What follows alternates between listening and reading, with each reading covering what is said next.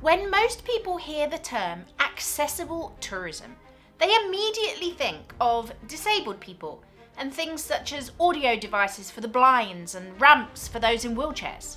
And yes, this is part of it, but accessible tourism is so much more. Accessible tourism is about providing access to tourism for people from all walks of life and all kinds of backgrounds. Provision for disabled people actually makes up just one fragment of this. And in this video, I'm going to tell you what accessible tourism looks like and how we can do it. If you're new here, my name is Dr. Hayley Stainton, and I'm here to teach you all things travel and tourism. So let's start off by clearly defining accessible tourism. What is it? Accessibility in tourism is a social right. Everyone should have access, regardless of where they come from, their age, their gender, any disabilities they may have, how much money they earn, etc. Also sometimes referred to as tourism for all, accessible tourism is closely aligned with the principles of sustainable tourism. In order for an organisation to be sustainable, it should provide access opportunities for all. People's needs vary considerably. While one person may have a physical disability, another person may be financially disadvantaged, or they may not have access to the technology that they need in order to organise their trip. So by ensuring that there is accessible tourism, destinations are enhancing their business prospects by attracting a wider range of tourists than they might otherwise receive.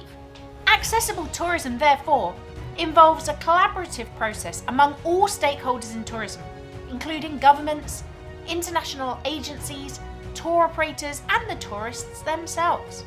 And there are many things to consider when we are planning for accessible tourism.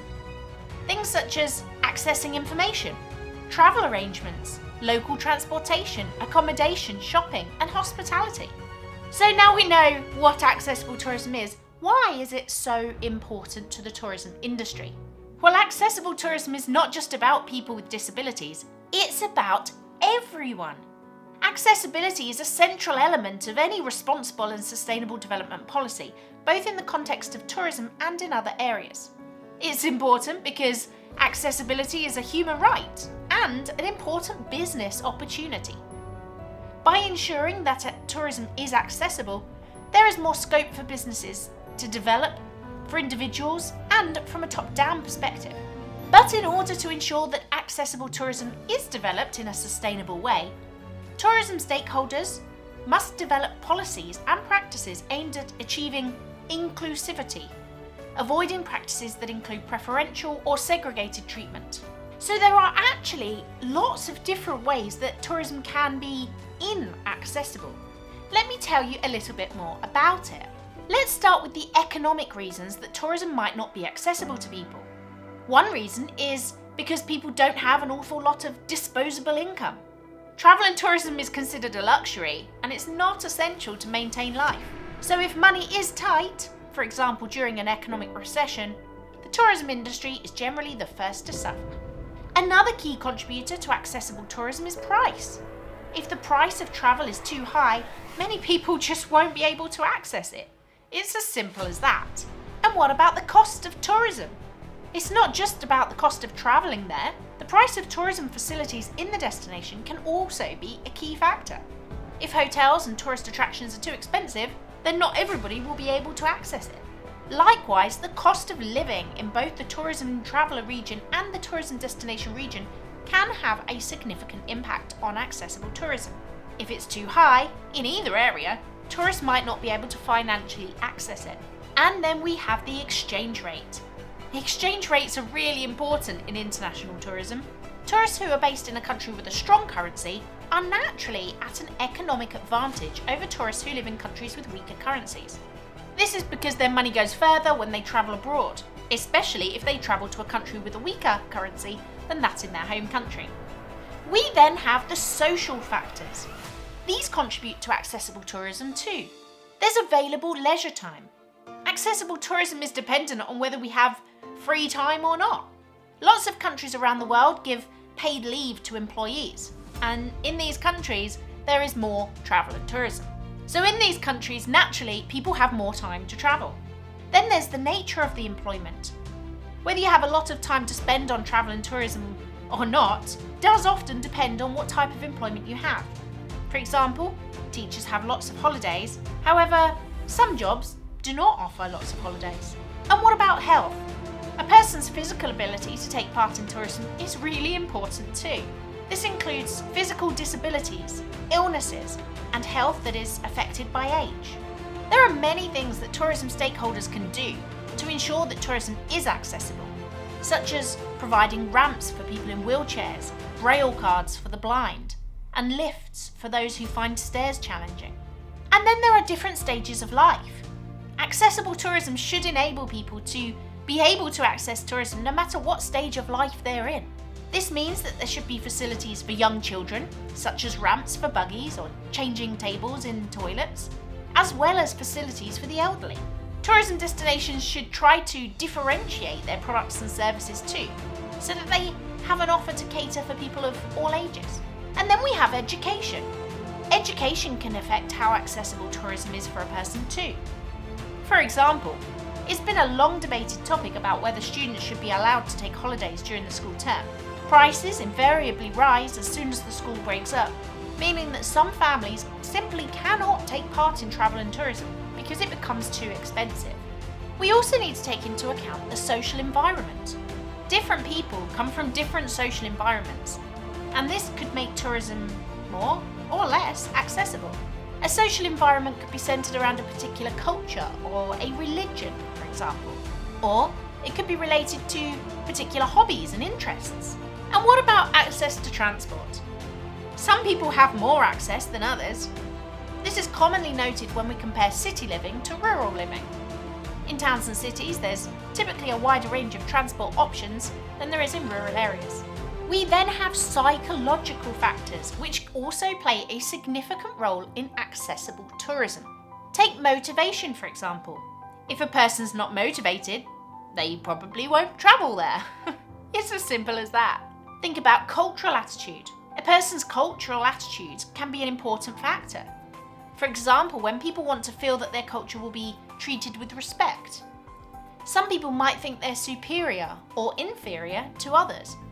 And if this is the case, they may not wish to travel to a particular area in which they hold this view. We also have destination image.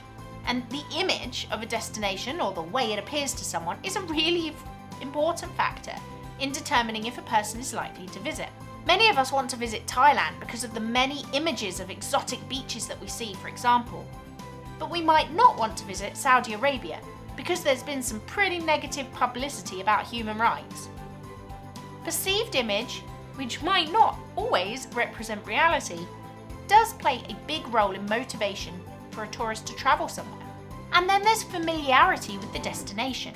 Many people prefer to travel to a destination because they know it, they're familiar with it. This could be because they've travelled there before, because they've seen a friend talk about it, or their favourite influencer on Instagram. And this can be a motivational factor. There's also connection. Sometimes tourists feel they have a connection to a place. In some instances, this could be a physical connection, for example, a family member who lives in the area. In other cases, it could be a psychological connection. Maybe they may affiliate with the culture or the feel of the place. What about distance? Whilst for some people distance is no issue, for other people it is. And there's fear. Some people just prefer not to travel to particular areas or use particular modes of transport, such as flying, because of fear, because they feel scared. And there's also uncertainty over the future, which can be a big factor when we are considering accessible tourism. People often won't want to go on holiday if they have worries over their job security or money, or perhaps most recently, the COVID pandemic. Alongside this, there are broader factors which we refer to as macro-determinants. These are things such as terrorism, war, political stability, security, disease, natural disasters, poor social conditions, poor economic conditions, low levels of development, a poor attitude from the government towards tourism, unfavourable laws or restrictions. The availability of resources for tourism, such as water or land, the attractions that are on offer, if there are any, mega events, the way that the destination is marketed and promoted, and the technology that might be used. All of these things will have an impact on whether somebody feels that tourism in an area is accessible to them or not. So hopefully you now understand that accessible tourism is more than putting in ramps for wheelchairs. It's so much more. So what strategies can the industry employ to make sure that tourism is accessible to all? Well, there are lots of things that can be done. I'll give you just a few examples. Encouraging policies and actions to support social tourism at all levels, from the bottom right through to the top. Ensuring universal adherence to workers' leave entitlement. Designing and adapting tourism facilities and sites to meet physical disability needs. Improving information relevant to disabled people and underprivileged groups. Encouraging a broad price range in tourism facilities and experiences. Pursuing specific schemes to facilitate and encourage holiday taking by people on low incomes. And having effective marketing and promotion strategies. Ultimately, it's a right that we all have access to this stuff. And yes, there are always going to be different variables at play, but if an organisation or a government or anyone involved in the tourism industry really, if they want to develop tourism that is sustainable, they really need to make sure that it is accessible too.